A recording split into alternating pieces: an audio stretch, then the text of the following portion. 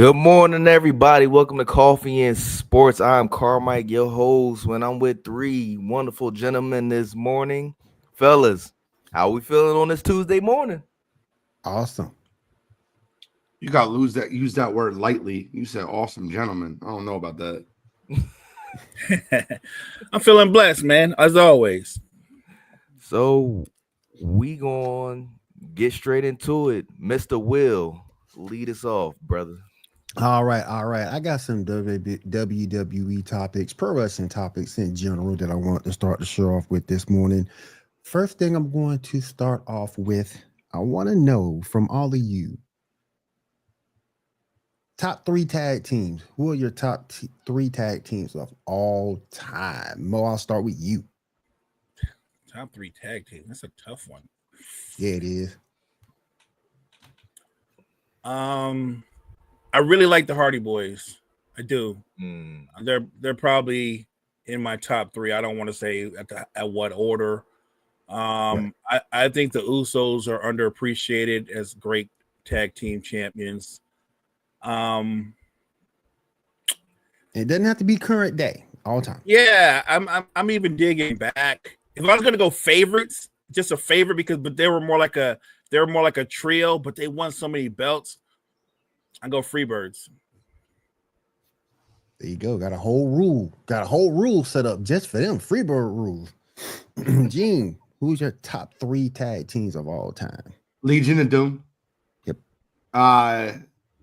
Love Legion of Doom. The Rockers, Shawn Michaels and Marty Jannetty. Underrated, AWA. And then I'll go with It's Just Me, Oos. It's Just Me, Oos. I love the Usos, bro. Oh man. For me, I'll still with LOD. That's my number one. Number two. Ow, what a rush. I know, right? I know. I can't. Number two, I'm gonna go with the Midnight Express. Sweet Stan and Beautiful Bobby. Love those guys. Number three, and I think Key said it. Key in the building. Harlem Heat. I'm just kidding. I forgot the Dudleys too. I don't think I put them on my list, but I forgot them. Yeah, the Dudley boys are up there for sure. Harlem Heat was nice. It was underrated. Yeah, very underrated for sure.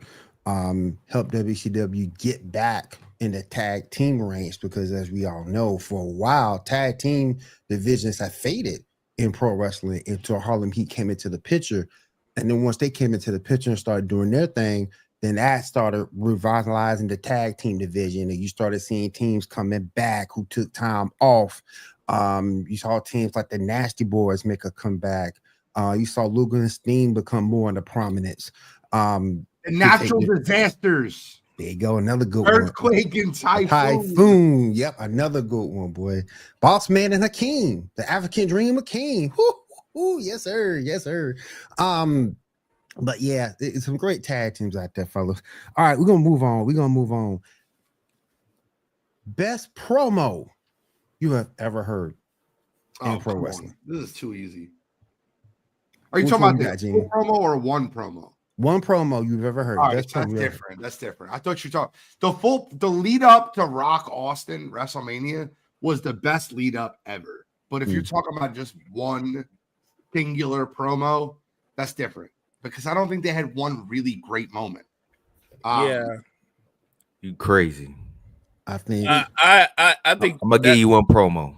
Go ahead. Just one because I'm a fan. I've always been a fan. I will forever be a fan. It's two people. It's The Rock and Stone Cold. And the one that got me, the jabroni beating, pie eating, trailblazing, eyebrow raising, all around smacking down, people chant The Rock. Best promo you ever see in your life. I think that was a great promo. And it's funny because we're talking about just a promo in a moment.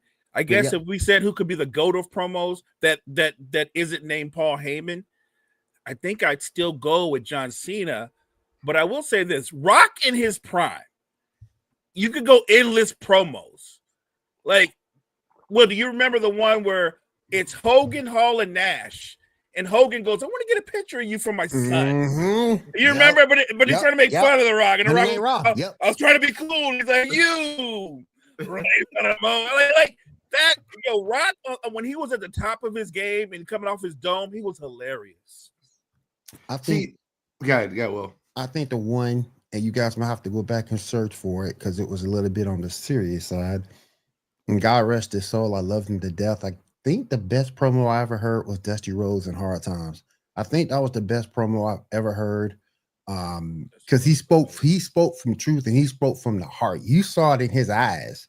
And I think another one honorable mention, and everybody should remember this one, is Scott Steiner's math promo in Impact Wrestling. That was the one hilarious. That was hilarious. That was hilarious. But if you want to look at a serious promo, I think Dusty Rhodes in Hard Times would be the one that you guys would have to go back and really look at it because he spoke from truth. He spoke for the heart in that promo. Shout out to Dusty Rhodes, man. Got to give Dusty his flowers. Roddy Piper did great too. Yep. It's tough not to have Ric Flair, but the one where he had a heart attack in the ring after his promo. I didn't see that. He had a heart attack. Literally had a heart attack That in was the the ring. real one. Yeah. A heart attack. Mm. He was and look, Key put it up there, right? You talk about the Rolex wearing, diamond ring wearing, kiss stealing, wheeling dealing, limousine riding, jet flying, son of a gun, and I'm having a hard time holding these alligators down. Woo! Another one too. Speaking off the back of that one, Jay Lethal and Ric Flair at Impact when Jay Lethal was doing Ric Flair's impression. I don't know if you guys remember that one, but Lethal was coming out. You know, Jay Lethal, he always does a hell of a Ric Flair impression. He was doing Ric Flair while Ric Flair was still in the ring, and they were going back and forth. Hilarious. Gonna move on. Hold on. If you're talking about a serious one, the John Cena one where he was talking about, I used to love The Rock, but I don't like Dwayne Johnson. Yeah, and that was a good one too. Yep. And then the last one, and it was so recent, but people don't talk about it. But Roman Reigns' promo where he was like, "That's my cameraman. This is my show. That's my ring announcer." It's like literally, those are my fans. Oh man, the Tribal Chief stuff. Don't forget about when Stone Cold first had his what T-shirt. They panned the camera up. What? I thought that was one of the worst. Y2J is the undisputed champion. What? Yo, he had the crowd going, man. I hate that. I hate. And the crowd got into it. One beer, 2 beers, 3 beers, a shot of tequila. What's going on? I think DX had some great ones too. DX had some great ones. They did. Oh, about the mimics where they used to mimic other people. Yeah, that was good. And then with the one with the rooster and Vince McMahon, classic. You bring that up, The Rock imitating Triple H. I am the game. Right. I am a game. What did Triple H call The Rock? The Croc? Yep. Grandma Jezebel Jericho with the and Jimmy Jack Jericho with the iron lung. Yo, he was going off that promo. All right. Good stuff, guys. Good stuff. All right, got another question for you. If you could start a wrestling company today from anyone in the history of pro wrestling, who would be the face of your company? You don't gotta ask me. You already know. Well, that depends. I think you're gonna need a face and a heel, right? Yeah, indeed. Who do you deem, just like Vince back in the day, deem Drew McIntyre his chosen one back in the day? Who would you choose? I mean, it's Rock Cena, right? I'm not. Well, which athlete, which wrestler would be the face of your wrestling company if you start a wrestling company today? I'm going Rock. I'll go Rock. Yeah, if you can make sure you're have Rock locked in and he doesn't have any movie deals and doesn't have to be 35 minutes. Yeah, it's The Rock. Yeah, come on. The Rock's movie deal stuff came after he became elite. He was already at the peak of one point of his career when it was about to transition to a different phase. Yeah, Trick is a TNA champ. That was weird, Chris. That was weird, bro. I thought that was hilarious. I thought that was hilarious. Hell of a match, though. It's just weird seeing him a TNA champ, but hey, that's the partnership, so we'll see. All right. This green guy. Who are What? you? Who are you? All right. This next question might be kind of hard, might be kind of easy, depending where you are within pro wrestling today. Who has the best ladies division in pro wrestling right now? I mean, it's the WWE. What are we talking about? What are we talking about right now? Mo? No, I think it is a WWE. But I mean, if you want to say, I'm looking at what Mercedes Monet is doing. Man, she's a beast. The woman's walking around with 4 belts now, 4, and she's getting ready to take on timeless Toni Storm. Like She just lost one. Toni Storm is underrated. Toni Storm is a monster. She's underrated. Hey. She wrestles like a dude did back in the early days. Like she might hit you with a pile driver. Like you don't know. Like China. She's a much better performer than China. I mean, she ain't got them guns, but she's a much better performer. China was stiff. When you talk about the women's division, though, you look at the WWE. They got Rhea Ripley. They got Bianca Belair, Io Sky. Like those 3 just by himself put on one of the greatest women's matches I've ever seen in my life. Obviously, yeah. I think AEW is coming close. My problem with AEW, Tony Khan don't know how to book him. He doesn't know how to book his talent right. And I think that really hurts AEW. They on paper, they have the talent to compete, but he just doesn't know how to book that talent to where he can optimize the best matches from those ladies. And that's the thing that bugs me about AEW. Well, you got to admit, I think you do have a point because we think of the main roster, but look at all the talent they have on the next roster. Yes. What's old girl's name? Yes. Is it Sal Ruka? Sal Ruka. She's a monster. She's a monster. She's a monster. That's no set. That her finisher. That's Soul Snatcher. Ain't no joke. Now she might regret it 10 years from now. Oh, I was going to ask you that, Will. With her finisher and the way it is, she ain't gonna have a long career, right? Nah. Let's keep it a buck. She gonna be nice, but we ain't gonna be talking about her 10 years from now.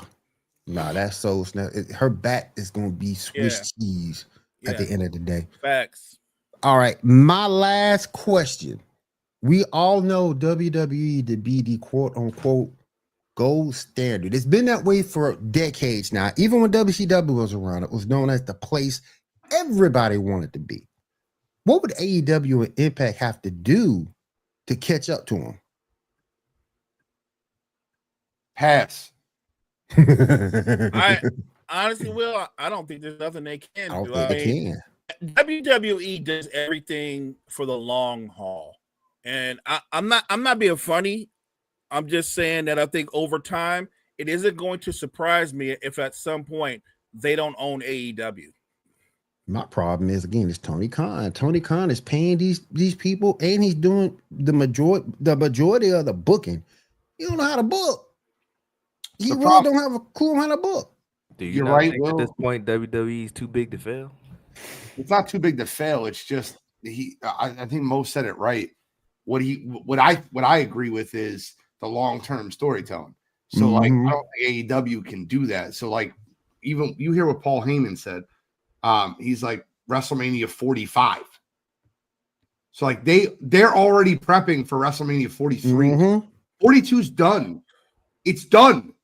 They already have the whole lead up. And I could look, if I could look into a crystal ball and see the future, I could see the Sami Zayn redemption tour winning the Royal Rumble next year and beating the world heavyweight champion Seth Rollins after Seth Rollins wins Money in the Bank, cashes in and beats Jey Uso. Like they have the whole thing booked.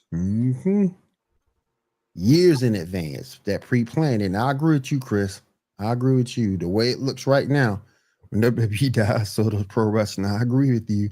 MLW is putting out a great product, but that's a minor promotion. Right. I don't know what the hell is going on in NWO here in Atlanta. I don't know what's going on over there with those dudes. I like to see a little bit more Impact. We'll see if it can't legitimately lock down a good TV deal. So it's going to be interesting to see where pro wrestling ends up in the next 5 years. But yeah, Carmike, that's all I got, bro. Good stuff. Will, appreciate you, man. I'm gonna get straight into 2028 Olympics. We are back, man. They announced that flag football is a thing in the Olympics. Going for gold since we got the NFL genius here. Who is going to be your starting quarterback, backup quarterback, your starting running back, your backup running back, and 3 wide receivers if you trying to win gold for the USA in 2028? I'm telling you right now, nobody here gonna agree with my starting quarterback, but you got to understand the logic behind it. My starting quarterback is K1 himself. Give me Kyler Murray. I agree. He is the most elusive. He's got a better arm than any of the. And the biggest problem he has in the NFL is he can't see over the line of scrimmage. And guess what? Line. You ain't got to worry about line in flag football. Exactly.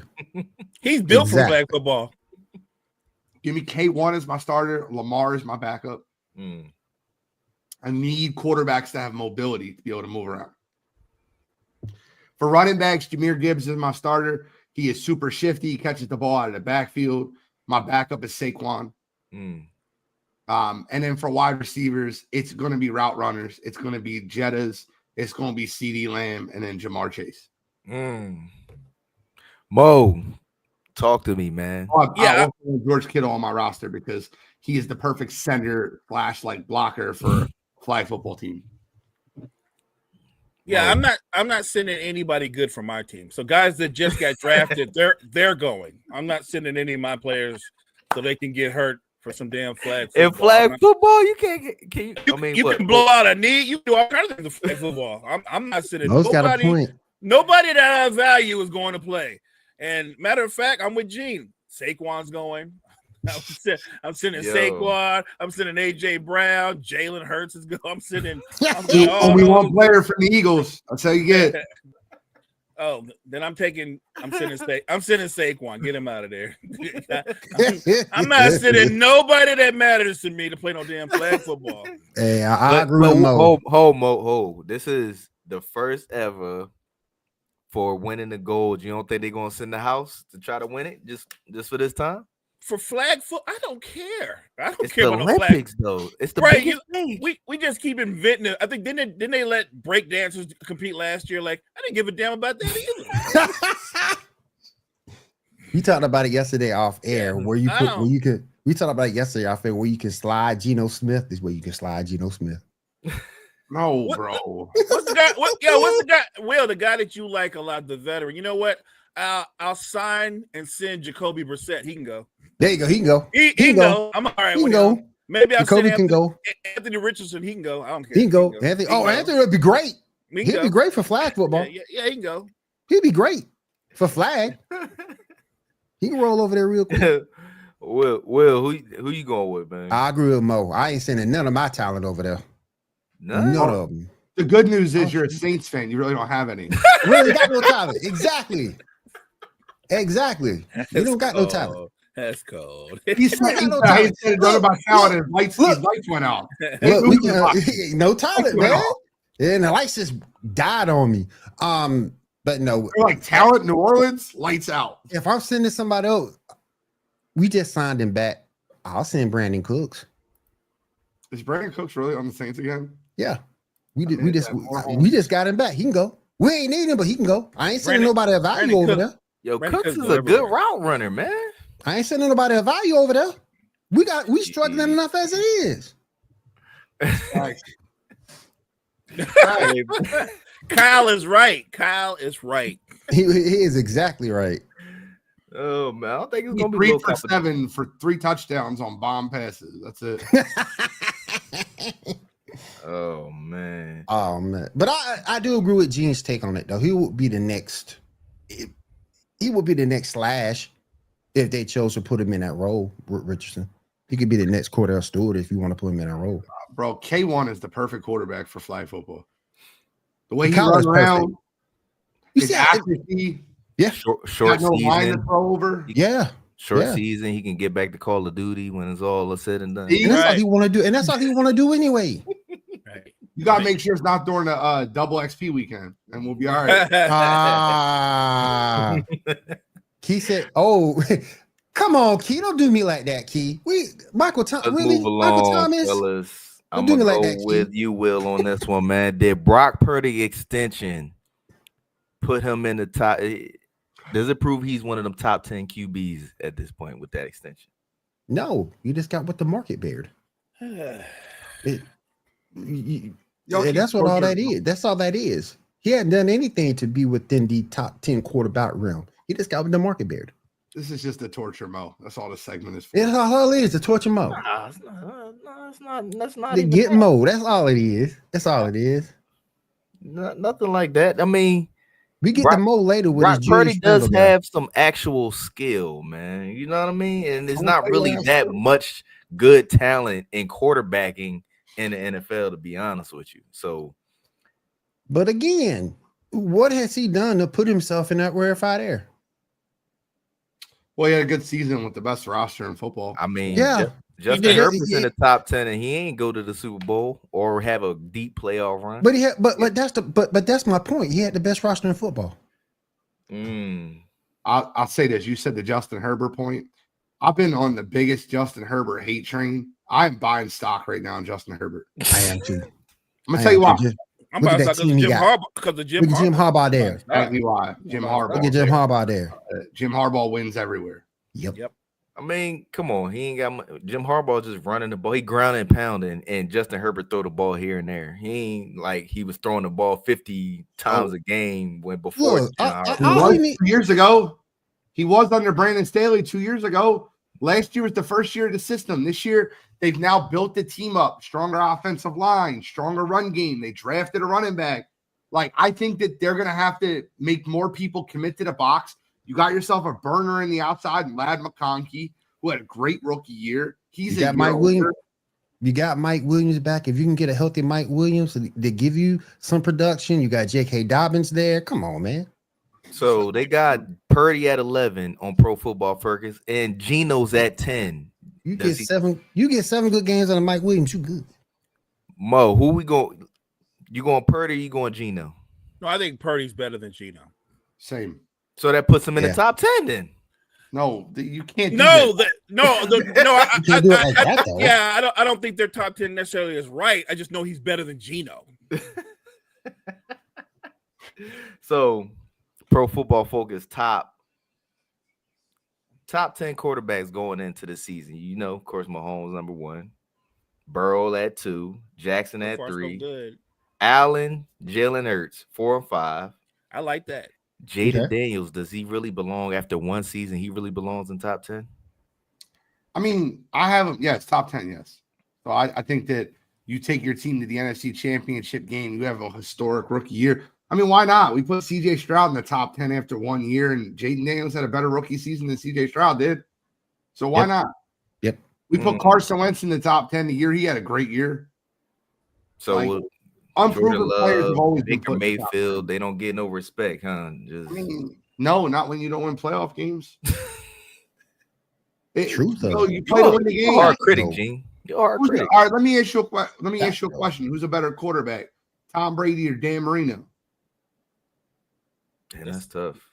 No, it's Tom Brady. I think.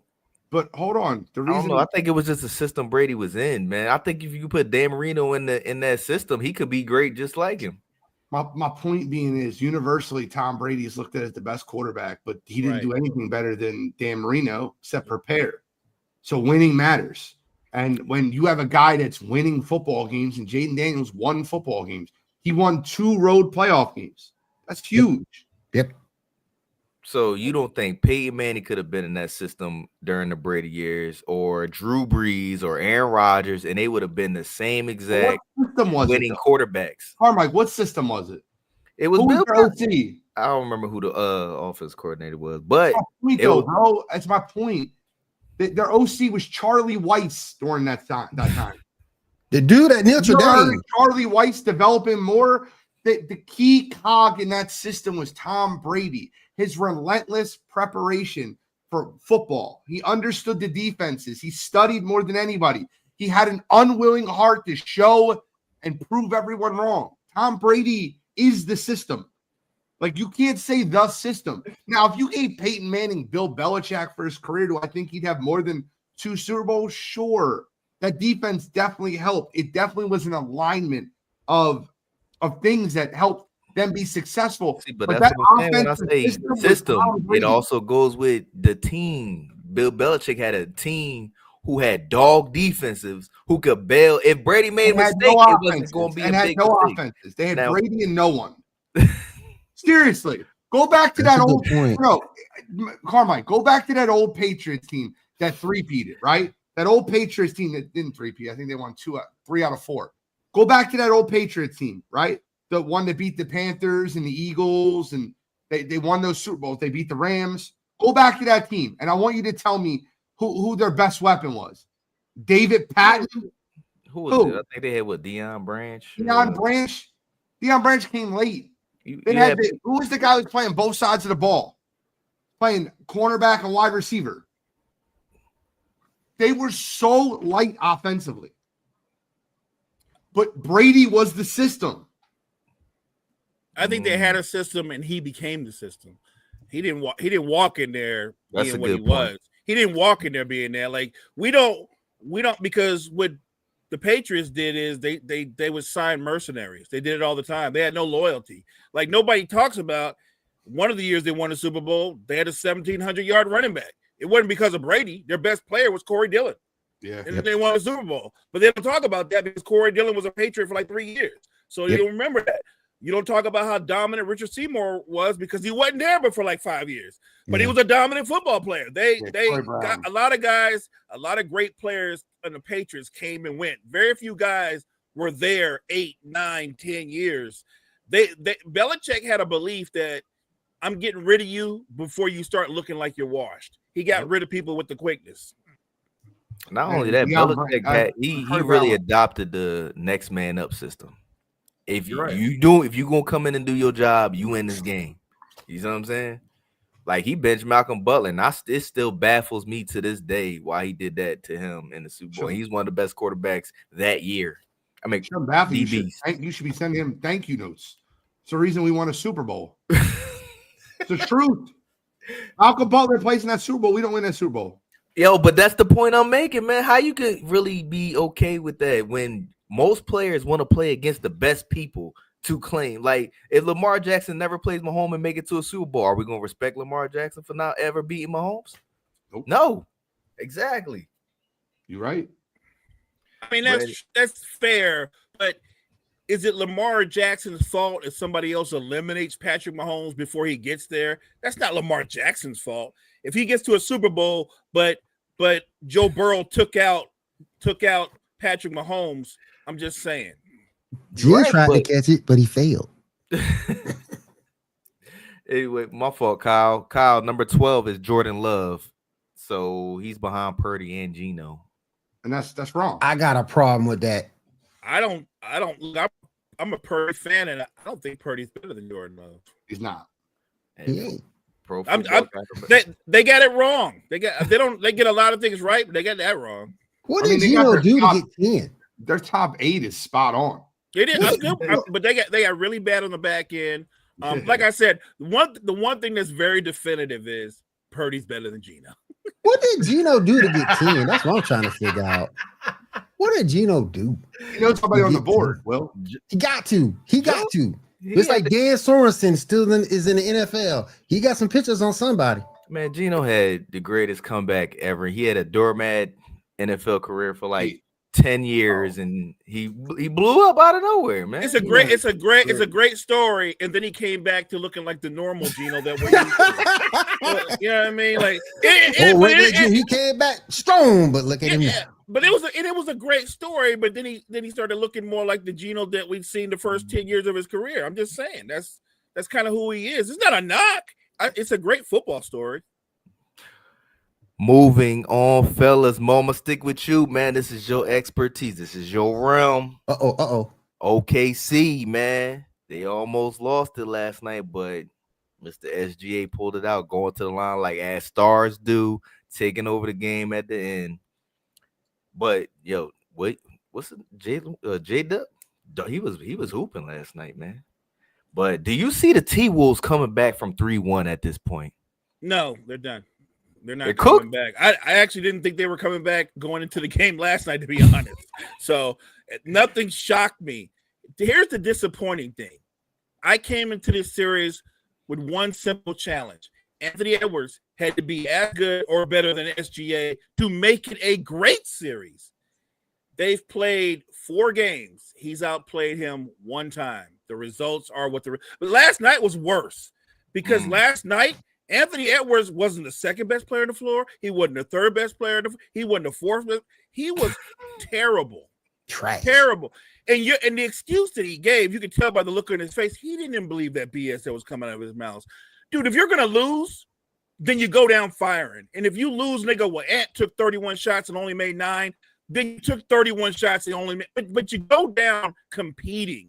That he was terrible at. When you get a game like they got from their bench scored over 60 points. They got a 21-point game from McDaniels. Mhm. Where are you? Where are you? I don't even need you to have a great game. If you had they scored 25 say he was in the points, torture chamber. You know what he did? You know what he did? He did something that disappointed him. You know what he did? He quit. He submitted. He quit. I think he quit. one thing too. And Julius Randle, to his credit, I'm not going to kill Julius Randle. He played really hard, but he was playing so hard. He was trying to force the issue, and every time he forced the issue, turnover. They did something really smart on Julius Randle. They stopped trying to guard him with bigs, and they guard him with smaller players. He didn't know how to handle Alex Caruso or Lou Dort. When they put smaller players in Julius Randle, completely confused, didn't know what to do with them. And I thought the best thing Julius Randle could have done, swing the ball back and go into the post. There is nobody on that team, especially a little guy, that could guard him in the post. Instead, he stayed on the perimeter. I didn't understand that. I blame Chris Finch. You're the coach. You see the adjustments they made. Don't hand Julius Randle the ball at the top of the key with Alex Caruso on him. He's not going to be able to do anything with him. It is. Look, I'm just telling you, I don't want to hear no more talk about what Anthony Edwards is going to be in the face. No, he's not. Not anytime. No, he's not. You I taking him think out part the of face? it, Domo. I think part of it, he's not. Domo. Hey, there's a reason why we did that start, bench, cut thing, and I didn't start him because he's not that dude. And people keep wanting to say he's that dude, and he's not that dude. They want to talk about like he's not that dude. He talks a good game, but he ain't that dude. He ain't that dude. I think another thing too, when you look at how OKC faced him defensively, you saw them. They doubled, they tripled, and if he got any daylight at all, Chet Holmgren was right there in the middle to clog him up. I think they played him well defensively, and you can see it. He was tired in that first half, but then you look at that second half, we were just mentally gone. Hey, I'm not gonna give him that excuse. You're 23 years old, man. I don't hear him a little tired. You're 23, not 31. You're 23. I don't want to hear that. Let's get Gene. Come on, man. Let's hear about this series, man. What's going on with the T-Wolves? If you told me that the Minnesota Timberwolves would get 23 points out of Nickeil Alexander-Walker, 22 points out of Jaden Daniels, and 21 points out of Dante DiVincenzo, I would have said they won the game by 15 to 20 points. That's their third, fourth, and fifth best scorers on the team, and they all gave you 20 plus. And then you look at the stat sheet and you see Ant shot 4 times in the first half. Yep. Julius Randle finished with 5 points. Like, that was disgusting. I mean, you gotta what Will said. They was doubling. Well, not Julius Randle, but they was doubling Ant-Man off the rip. Like they was trying to get the ball out of his hands. Carmike, do you not think that the Minnesota Timberwolves double team SGA? They tried, but why would every team not double team the best player on the team? You know what my problem is? Yo, SGA is so good at being a foul merchant. He draws fouls consistently. That's the problem. That's why you can't double somebody like him. He is going to force a foul out of you. You can 100% double him. The issue is this, right? Offenses and schemes are ran by coaches, and coaches can scheme offensive players open and scheme them away from double teams. And if you put Anthony Edwards on the left side of the court and you scheme him with a big and you try to double team him, there's going to be an open 3-point shooter in the corner, And teams are going to get tired of letting up the wide open three over and over and over again, so they won't do it. That's why teams don't double team players, best players. The problem with Anthony Edwards is when Anthony Edwards gets double teamed, he has no idea where to go with the basketball. Just like we said, he don't got a J-Dub who was knocking down shots all night. He does, though. He had 3 J-Dubs that were knocking down shots all night. Dante DiVincenzo was 5 for 7 from 3. Here's the problem, though, Carmike. Mike Malone called a play in an all-star game that had Anthony Edwards throwing a lob the first play of the game. And Anthony Edwards looked at Mike Malone. I can't do that. I said, what do you mean? He's like, I'm going to throw that ball over the backboard. I don't throw lobs. And the problem is the kid does not want to fix other elements of his game that need to improve, that won't allow teams to double team you, that won't allow teams to play you that way defensively. Do you know why everybody double teams Joel Embiid every time he touches the ball? Because he's going to turn the ball over. He'll dribble it off his foot. He'll throw it out of bounds. He don't know where to go with the ball. And that's what happens when you double team a guy like Anthony Edwards that I don't want to say is a one-trick pony, but he's pretty close to one right now. Man, so Gene, 2011, 2012 Thunder versus current Thunder. Who's winning a 7-game series? That's the one that went to the finals versus the Heat. Yes, sir. I'll take the 2011, 2012 Thunder with Russ in his prime before whatever he did to his shoulder when he used to shoot 80% from the free throw line. James Harden is a 6th man. Young Kevin Durant. Yeah, I'll take that team. Mo. Yeah, that's not even close. It's not just young Kevin Durant, young Russ, and young Harden. It's young Serge Ibaka too. Damn, they got gentlemen swept in the. Yeah. By LeBron, Wade, and Bosh. Right. They lost to LeBron, Wade, and by the way, it is gentlemen swept, but go back and look at that series. All those games were close. They were all close. Yeah. So, well, you going with the young Thunder? I mean the old Thunder too. I'm going with the old Thunder too. So here we go, Mo. Oh no, actually, Will. I'm gonna start with you. SGA, Starberry, Stephon Marbury. Oh, SGA. Going SGA all day. Everybody all going day. SGA All day. That's not a good one. Not All day. Not a close one. I got no respect for Stephon Marbury. He was a dog. I love Marbury, but it's just that's not a better. good matchup for him. That's not a good matchup. Mike Bibby, SGA, Gene. Oh What? God. Oh God. This is worse. Really? Starberry is better than Mike Bibby. I'm taking Will over Mike Bibby. I'll take SGA. Come on, bro. You gotta do a little better with Y'all these. got no Mike was respect aight. for Mike Bibby like that, man. Like he wasn't hooping for It's the not Kings. no respect. It's just you're taking You're taking a player in a different class. No, Mike versus Bibby was the not a MVP. role player for the He Kings. was. He was definitely him. It was him and Chris C-Web. Webber. No, it was Chris Webber, Peja Stojakovic, and then Mike Bibby.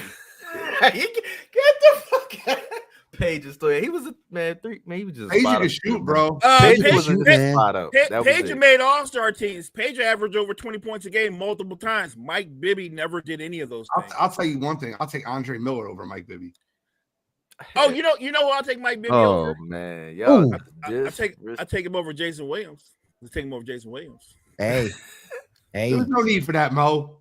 What's Hey. that crime? We don't need to do that. Mo, Gilbert Arenas, SGA. I'm taking SGA, but if that's a one-on-one matchup, I take Gil. But if you're asking me who's the better player, it's SGA. Gilbert Arenas is today's modern day. It's today's modern day Anthony Edwards. I'm not. Ooh, that's They're a good both one. idiot players. Good I one. love No Chill Gil. No Chill Gil. You're talking about No Chill Gil, who's the best player on the Arizona team. They got drafted like 31st or in the second round or whatever it was because he was an asshole. He went to interviews and said the dumbest shit ever. I would take SGA for a lot of reasons, but if they're playing one-on-one basketball, No Chill Gil is cooking him. Well, who you going with? SGA as a basketball player, SGA as a All right. basketball player. But Will. talking trash, Gilbert Arenas. He said talking trash. Talking trash, Gilbert Arenas. Oh, you talking- Russell Westbrook from the Thunder. Will SGA. I gotta go with Russ. He going Russ, I'm Mr. going Trent. Russ. I'm going Heat Hall of Famer. Or will be. I'm sorry. Mo. Russ is a Hall of Famer. He's a first ballot Hall of Famer. but I've been consistent with this going way back when Derrick Rose won MVP. You have. I do not want Russell Westbrook with the ball in his hands in a late game situation. On those things alone, I'm taking SGA. Russell Westbrook is one of the most instinctive players I've ever seen, but if we're keeping it a buck, he ain't got the highest basketball IQ. You see, now we talking basketball here, man. I'm not taking Russ. I'm not taking Russ. Gene, talk to me, man. I'm trying to win. I'm not taking Russ. I'm taking SGA, and not because he's not like I don't think that he's like way more talented than Russ. I just think exactly what Mo said. Russell Westbrook took some of the worst shots. Like, and a lot of people won't say that the thing out loud that they should say. It's part of the reason Kevin Durant left that team is how many times he took ridiculous shots that made no goddamn sense. Some of them he made though in clutch moments. Most of them he missed in clutch moments. Some of them hit the side of the backboard and the rim. I don't know. Gene, Rockets, James Harden, SGA. James Harden. Going Harden? We got to stop. Even with his playoff performances with the Rockets, stop disrespecting James on that level. I'm taking Rockets, James Harden. We're talking about that peak. SGA hadn't even hit that peak. No, I'm not knocking SGA, but Rockets, James, and we're just talking about what he does as an offensive basketball player. I'm taking James Harden. A lot of people don't realize that Rockets, James Harden. If he was a CP3 hamstring away from going to the finals, there's no way. If CP3 doesn't pull his hamstring at the end of game 5 or early game 6, whatever that was, I think it was end of game 5. He doesn't pull his hamstring. There's no way win that series. They win that. And here's the crazy thing: without CP3, they should have won the series anyway. They missed 34 3-point, like, and Golden State barely won that game 7. Yeah, they barely won that game 7. Just avoid game 7 with Harden. It's true. Slide on, Gene. I want to talk to you about the MVPs and how people are voting for this and how it should weigh. You know, back in the day, it was always whoever is the best player in the league, period. Now it is a part of other aspects of stats, which a lot of people think Joker should have won MVP this year. But Shy got it. Talk to me about, do you really think Shy should have got MVP this year over Joker? Change the name of the award to Best Player Award if you don't want it to be based off of wins and outcome. That's not what it's about. Most valuable player. SGA was the most valuable player this year. They won like 66 basketball games. Like, they're the number 1 seed in the West. He was the most valuable player this year. And at the end of the day, Nikola Jokic is the best player. Absolutely best player. But if we were giving out best player awards, then LeBron James would have won 10 MVPs. It's not the best player award. It's the most valuable player. Mo, how you feel about it? I don't think Gene is wrong, but look, I get it. There was a time when the award was given to the guy that was the best player, even if his team didn't have the team success of other players. And then they kind of gravitated it towards winning, which I don't think is a bad thing.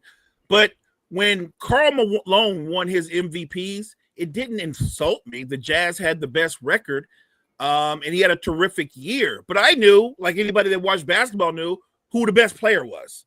Right. So it didn't offend me. It didn't offend me when Derrick Rose won the MVP, and I full on well knew LeBron James was the best player in basketball. Right. But Rose was the best player on the team that won 6+ games. I totally get why they do that. So I have no problem with it. I think SGA is the rightful winner of the MVP. And Joker is still the best player in basketball. I think those things are both true.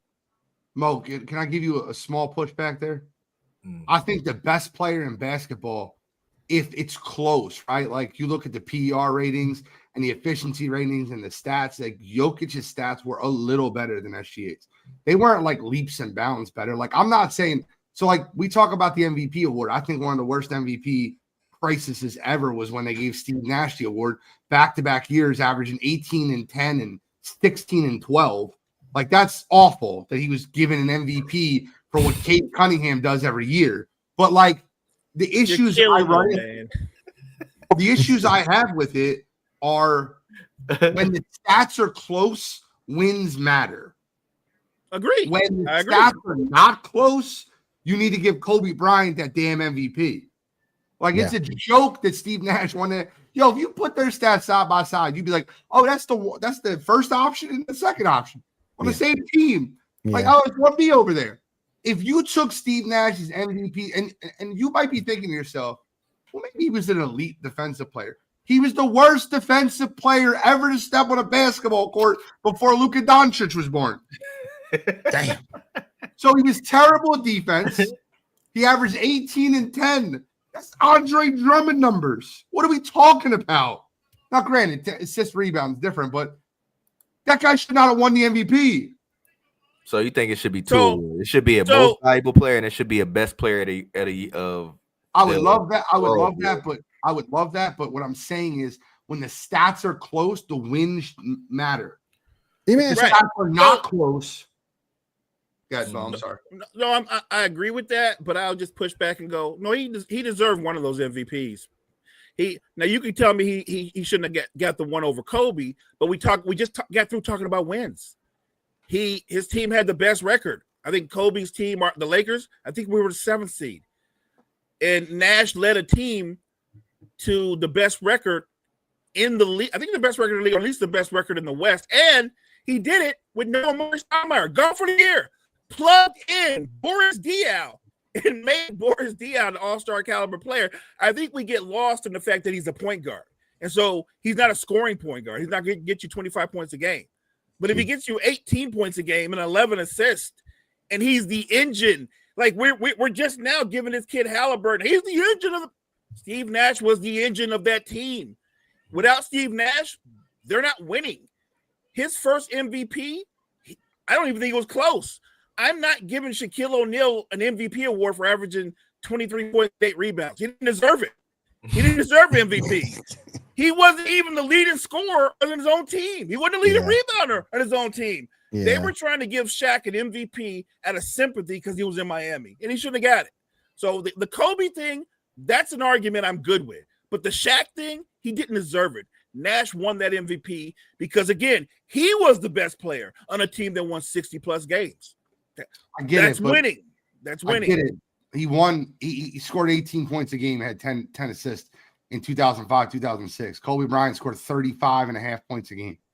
I get all that. Let me reiterate. I love Kobe. You know why Kobe didn't get it? Because they got him the 7th seed. It got him the 7th seed. They do the MVP after playoffs have already started, and the Suns was bumping the Lakers in the first round every single time. It's a regular season award, and I get it is, but you don't think playoffs play a part in that? No, I don't think so at all. I think so because the simple fact they do it so late in the votes have to be in it. The votes have to be in before the first playoff game starts. Right. I was about to say that. Yeah, Gene is correct. Will, what you got on this, man? Like I say, I've got no problem with SGA winning the MVP. He is the most valuable player in the league. Joker, I've always said is the best player. I got no problem with it. I agree with what the chat said. If you could have 2 awards, I would split it up because Joker deserves it. He is the best player in the league. But most valuable player is completely different. SGA earned it. Yep, he earned it. SGA did. Steve Nash didn't. Well, I guess we could have that conversation, but the trophy is still at Steve Nash's house. That ain't gonna change. That first one, he's not gonna hand it over to Kobe's daughters or anybody like that. It's gonna stay at his house. That first one that he won, I agree with, but that second one, no. You say you agree with the first one, right? The first one, yeah. Where's the first one? He averaged 15 and 11 and a half. But not that second. I don't agree with that second one. The first one, he averaged 15 and 11 and a half. But they're not worse stats because you can go. It's 15 and 11. Look at his shooting splits. He's a monster offensively. He was a monster. Look at his shooting splits. So you can't say you can't just say that. Look at Dirk's shooting splits that same year. And he averaged 28 points a game. And what was Dirk finished third for MVP? Right. Dirk should have won that MVP that year. No, he shouldn't have won the MVP. He should have finished ahead of Shaq because Shaq wasn't deserving. I agree with that. I agree. I thought Dirk's shooting splits were just as good as Steve Nash's. His efficiency rating was higher, and he averaged double the points per game. Well, he's gonna average double the points a game because Dirk probably takes 19 or 20 shots a game. I'm guessing Steve Nash. I don't even have to look at the numbers. Probably takes 13 shots a game, maybe 14. Yeah. You're gonna score more points. I mean, you forget Steve Nash was more of a playmaking scorer, not a scoring playmaker. Not a scoring point guard. He wasn't. He was not that kind of point guard. But Will, talk to me, man. I wanted you to see, how does the Knicks currently match up against, and I know you're not a Knicks fan, but I'm gonna need you to be, just a sports analyst for me right now. How do they match up from today with the 96-97 Knicks? Ewing, Latrell, that company. They don't. They don't. Okay, so you wait a minute. You're favoring the 99 team? Yeah. 97, 96, 97. Oh, I thought they went to the finals in 99. Wasn't it them and the Spurs that ended out the 90s, right? I think the 96-97 one went to the Eastern Conference Finals. They went to ECF. That's why I put that team in there. Oh, I was talking about the one that went to the finals. But okay. The one that went to the finals was the 98-2000 one, I believe. Was that 99. The Spurs, right? The year after Right. When Larry Johnson hit the 4-point play and all that. Yeah. Hurt his I'll take the current Knicks team. You taking current Knicks over? I just don't see how they stop. I'm not gonna sit here and disrespect Patrick Ewing like that. I don't see how they stop Patrick. Patrick was a little older. Who's stopping Brunson? Brunson might go for 45. Who's stopping Travis? Travis Best? Travis Best was John Stark like that, man. John Stark's fouling now. That was John Stark. And the current Knicks, you know what they're gonna do? They're gonna leave John Starks open, not by accident. That's not by accident. He's gonna be wide open. Starks was an okay shooter, man. No, he was not. I also think that the Knicks' current wings would give the old wings a lot of issues with OG and Mikal. Defensively, they were just incredible. I love Spreewell, but Spree was a slasher, not a shooter. Correct. I don't think anybody really was a shooter. Allen Houston was a shooter. H2O. Houston was. Allen was. Oh yeah. Allen was. Mr. Houston, we have a problem. That was my boy, man. Yeah, Houston was good. Day, man. Gene. Yes, sir. Cat. I'll take the other choice. What? Siakam. Gee, don't. Come on, man. That's hard. Like that, man. That's hard. I think Karl Anthony Towns is like, I'm not a fan. I think he's soft. He's very zesty. I don't know how to explain it, bro. I don't think zesty got nothing to do with his play style, man. Said zesty. Dang, dude.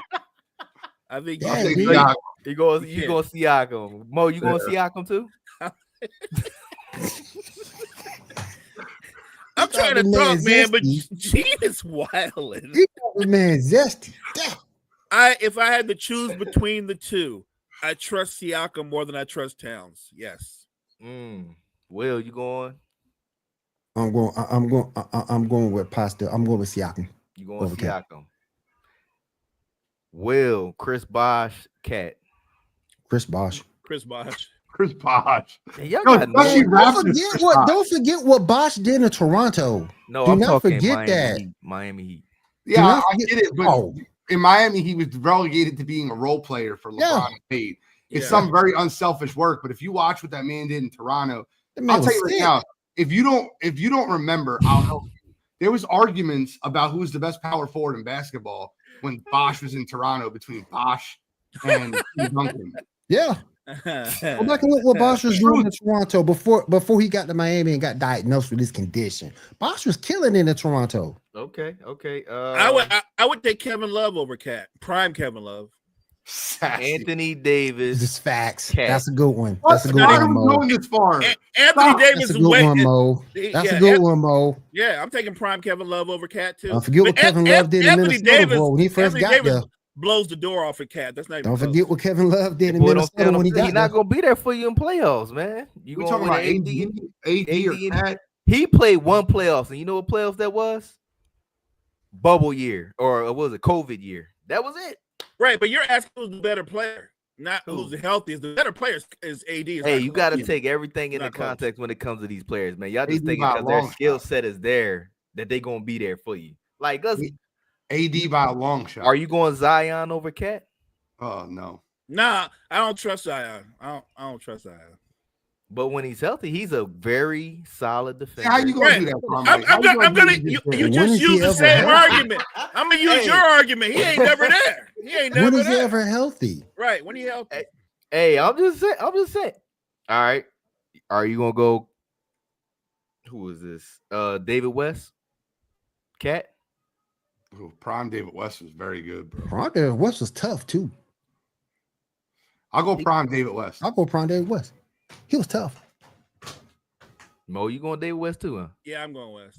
I'm going West. Kenyon Martin, Cat. Shit. Really, dude? Bro, he had no bag. He didn't. He was Really? a second fiddle. It's Cat. It's Cat. I was getting ready to say, Nah, man, y'all don't make me upset this morning. Kenyon Martin. he was a dog. He was a what? Kenyon Martin was like Aaron a poor Gordon. man's Blake Griffin. He, was like Aaron, he played like Aaron Gordon to me. He was a poor man's Blake Except he Griffin. couldn't shoot. That was it. Yeah, he couldn't shoot. That was it. Kenyon Martin was a rim runner dunker. That's all he was. Yep. My last one, Zach Randolph. Cat. Zebo, bro, stop. I'm taking Zebo. That Zemo all day. Zebo is the epitome of a dog. That's a dog. Zemo all Zemo. day. All day. All day. Twice we on Sunday. All right. So the current Pacers matched up against the 2003-2004 Pacers that went to the finals. Gene, who you taking in a 7-game series? 2003, 2004 Pacers that went to the finals. Wasn't that the team that went against the Lakers that year? They went against the Lakers that year. In the Wait a finals. minute. I think the Lakers played the Pacers in like 2000, 2001, right? Sixers Nah, in 2001. No, that was. Well, then it was 2000. The Lakers, I think, didn't the Lakers play the Pacers first? They won their first. I think it was the Nets. Kobe Shaq Lakers. Their first championship came from the Pacers. Was it? that year? Yep, it was the But it was Pacers. It was the Pacers. It was the Might have- Pacers. Who did they? So the two, and remember, I think that was the 2003, 2004 one. Pacers. Those dudes they Oh, lost my half fault. their That- team for the my fault. I season 'cause remember they got now. brawl in Detroit. They didn't play. I remember. Yeah, I remember. They played the East. It was the Eastern Conference Finals. They played the Detroit Pistons when Reggie Miller had an easy layup and got the thing swatted off the glass by Right. Tayshaun Right. Prince. Right. I mean, I'll take current Pacers over 2003. You're talking about like Reggie Miller and then a bag of rocks. I don't know. Are you talking about the team where they had the brawl at the The one that had Palace, baby.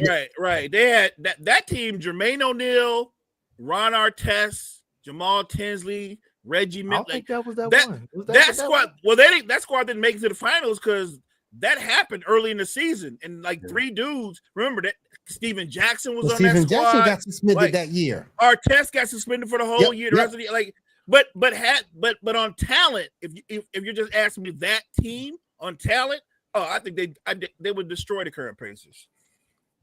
That was the year Meta won Defensive Player of the Year, 03-04. So that wasn't the year. they would- The Palace. But Reggie Miller was washed back then. That was the year he averaged like 10 points a game. Their best player was Jermaine O'Neal that year. I just looked it up. But that team would They went to the finals. They, Eastern they would Conference Finals though. no, they got hurt. That team would destroy the current Pacers. Average Al Harrington was their number 2 player. And guess how the Pacers got Ron Artest. Your Bulls. Bulls. Yeah, good job, Bulls. Listen, the Bulls have a history of making great moves in the front office.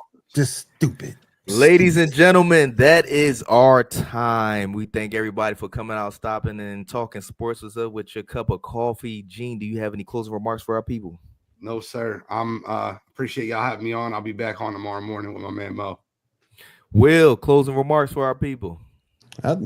Just have a great day. Hope everybody had a happy Memorial Day. I'll see y'all next week. And as always, if you mow better, you will do better. Take us out, big dog. Hey, thank you guys so much for everybody in the chat, your energy, your responses. Thank you guys so much for joining us. Make sure you check out all the great content we have at Wire to Wire Network. Wire to Wire Network, we appreciate you.